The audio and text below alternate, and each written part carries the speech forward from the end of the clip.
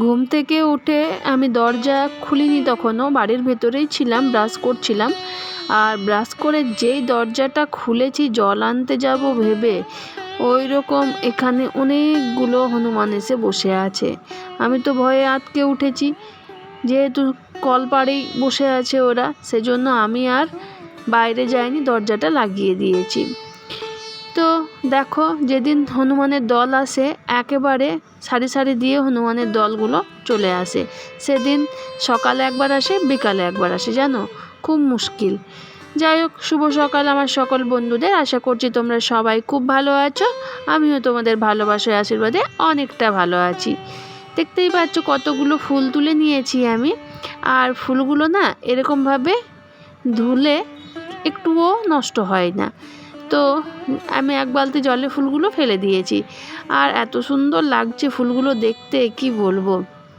এখন আমাদের বাড়িতেই হচ্ছে, জানো, ফুলগুলো। তাই সকাল সকাল ফুলগুলো তুলে একটু ধুয়েই রেখে দিলাম, কারণ বাইরে যদি রোদ্দুরে রেখে দিই না, ফুলগুলো কেমন নেতিয়ে যায়। চলে এসেছি রান্নাঘরে। বাসনের জায়গাটা এত অপরিষ্কার হয়েছিল, আর বাসনগুলো এখান থেকে নেওয়া হয় ঠিকই, কিন্তু রাখা প্রতিদিন আর হয় না। দেখো, বাসনের জায়গাটা আমার বেশিরভাগ ফাঁকাই থাকে। তো ওই যে বাসন ধোয়ার পর ঝুড়িটাতেই রেখে দেওয়া হয়, তো আর এখানে আর গ্রাহ্য করে রাখা হয় না। আজ ভাবলাম না, এই কাজটা সারি। এই কাজটা না করলে একদম কীরকম ফাঁকা ফাঁকা লাগছে রান্নাঘরের এই জায়গাটা। তো অনেকটা সময় লাগলো বন্ধুরা এই কাজটা করতে, যেহেতু এক একটা করে বাসন গুছিয়ে রাখতে তো সত্যিই পরিশ্রমের কাজই বটে। নিচের সব কাজ গুছিয়ে একেবারে চলে এসেছি ওপরটা ঝাঁটা দিয়ে নিতে।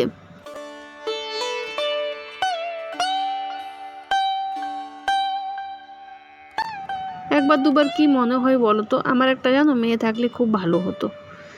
এই কারণেই বলছি, ছেলে মেয়ের যদিও কোনো তরিতফাত নেই, আর মেয়েরা কিন্তু বাবার কষ্ট বুঝলেও মায়ের কিন্তু হেল্পিং হ্যান্ড হয়।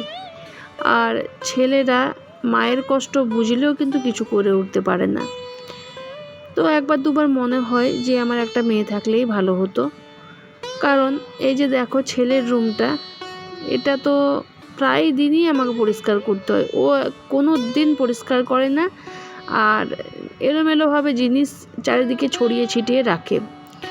দরকারি জিনিসগুলো ওর ছড়িয়ে ছেটানো থাকে।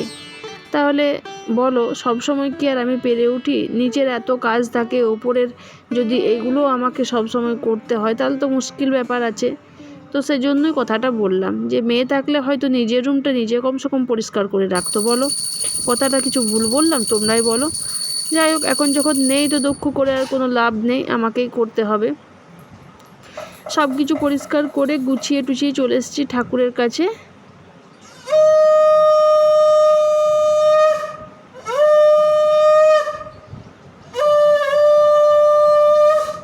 পুজোটা দিয়ে নিলাম দেখো। আর পুজোটা দিতে একটু দেরি হয় আমার, যেহেতু গোপাল সেবা আছে। গোপাল সেবা করে পুজোটা দিয়ে তারপরে দেখো, আমি কিন্তু হাঁটু মুড়ে বসে প্রণাম করতে পারি না। তো যেমনভাবে বসেছিলাম সেরকমভাবে বসেই প্রণামটা করে নিলাম, কারণ হাঁটুতে ব্যথা আছে আমার।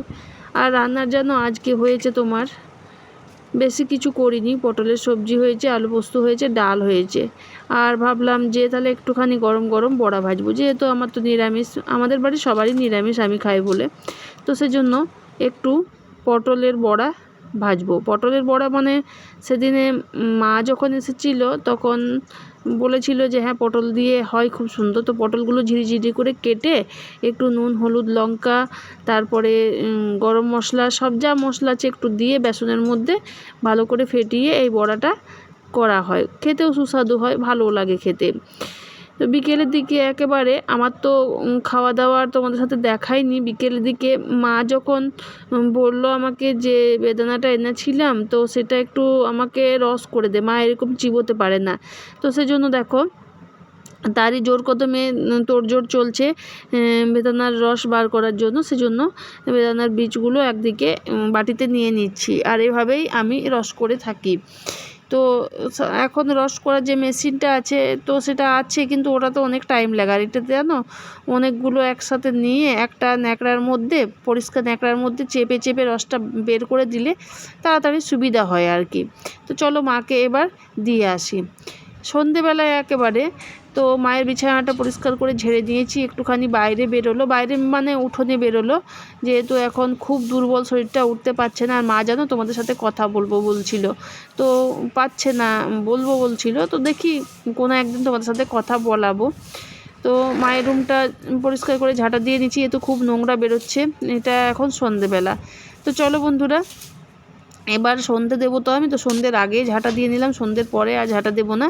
তো আজকের ব্লগটা আমি এখানেই শেষ করছি, দেখা হচ্ছে তোমাদের সাথে আমার নেক্সট ব্লগে। ততক্ষণের জন্য তোমরা সবাই ভালো থেকো, সুস্থ থেকো, আর এভাবেই দেখতে থাকো আমার সাথে আমার ব্লগ তড়িঘড়ি লাইফ।